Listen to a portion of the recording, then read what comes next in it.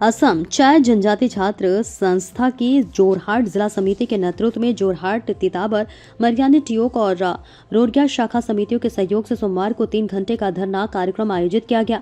ये धरना जोरहाट स्थित आयुक्त कार्यालय के समक्ष शांतिपूर्ण ढंग से संपन्न हुआ। धरना के माध्यम से संगठन ने चाय जनजाति समुदाय से जुड़े विभिन्न लंबित मुद्दों को प्रमुखता से उठाया। प्रदर्शनकारियों ने आरोप लगाया कि सरकार द्वारा चाय जनजाति के लोगों को भूमि आवंटन की पहल किए जाने के बावजूद बागान मालिक पक्ष ने का विरोध करते हुए न्यायालय की शरण ली है, और जिसका संगठन ने कड़ा विरोध किया। आडसा ने मांग की है कि श्रमिकों को न्यूनतम मजदूरी अधिनियम 1948 के तहत सम्मानजनक मजदूरी सुनिश्चित की जाए। इसके साथ ही चाय जनजाति समुदाय को शीघ्र अनुसूचित जनजाति का दर्जा प्रदान करने की भी मांग की गई। धरना कार्यालय में लगभग 150 से अधिक कार्यकर्ताओं ने भाग लिया। संगठन ने चेतावनी दी है कि यदि मांगों पर शीघ्र सकारात्मक पहल नहीं की गई तो आंदोलन को और तेज किया जाएगा। जोरहाट असम से जितेंद्र सोमानी की रिपोर्ट। অসমত যেতিয়াৰ পৰা বিজেপি চৰকাৰ আহিলে আটাইতকৈ প্ৰবঞ্চনা কৰি থকা জাতিটোৱে হৈছে, যিটো জাতিক আমাক প্ৰবঞ্চনা কৰিছে, এইটো চাহ জনগোষ্ঠীসকল।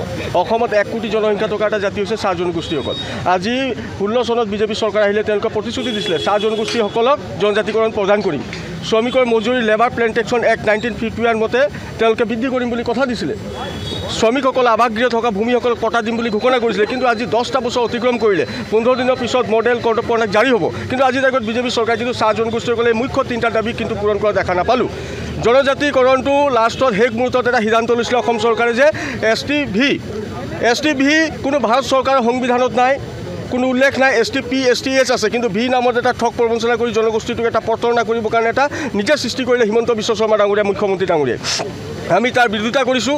যদি চাহ জনগোষ্ঠীক প্ৰকৃততে ভাল পায় তেন্তে আমাৰ অনুসূচিত জনজাতি মৰ্যাদা প্ৰদান কৰিব লাগিব, ST প্লেন দিব লাগিব, ভি দিলে নহ'ব। তাৰপিছত ভূমিৰ পটা তেওঁলোকে কি কৰিলে, ভূমিৰ পটা দিম যদি সদিচ্ছা থাকিলে হয় তেওঁলোকে মালিক পক্ষৰ লগত আলোচনা কৰি মাটিখিনি শ্ৰমিকসকলক আৱাসগৃহত ঘোষণা কৰিলেহেঁতেন, মাটি পটা দিয়াৰ ব্যৱস্থা কৰিলেহেঁতেন।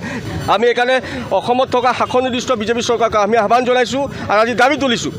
আগন্তুক বিধানসভাৰ পূৰ্বে যদি মজুৰি বৃদ্ধি নকৰে, মাটি পটাৰ বিষয়বস্তুটো ক্লিয়াৰ নকৰে, জনজাতিৰ বিষয়বস্তুটো যদি ক্লিয়াৰ নকৰে, কিন্তু আমি আগন্তুক বিধানসভাৰ নিৰ্বাচনত আমি বিজেপি চৰকাৰক বাগিচা কিন্তু প্ৰত্যুত্তৰ দিব চাৰিজন ছাত্ৰসন্থাই সাজু সম্পূৰ্ণ হৈ আছে। কিন্তু একো ভাও নাই, কাৰণ এই প্ৰপত্ৰটো মালিকৰ লগত আলোচনা নকৰাকৈ তেওঁলোকে বাগিচাৰ শ্ৰমিকসকলক দিলে। আৰু তাত 2টা দফা উল্লেখ আছে যে প্ৰপত্ৰ ফিল আপ কৰিলে আপুনি মাটি পটা পাব, সেইটো নহয়। তেওঁলোকে সেইটো বিচাৰ কৰিব, চৰকাৰী তেওঁলোকে গাইডলাইনত যাব, তাৰপিছতে পটা পোৱাৰ ব্যৱস্থা কৰিব। এইটো এক একো ভাও নাই অসম চৰকাৰে। सूचना इंडिया के सभी दर्शकों को बधाई।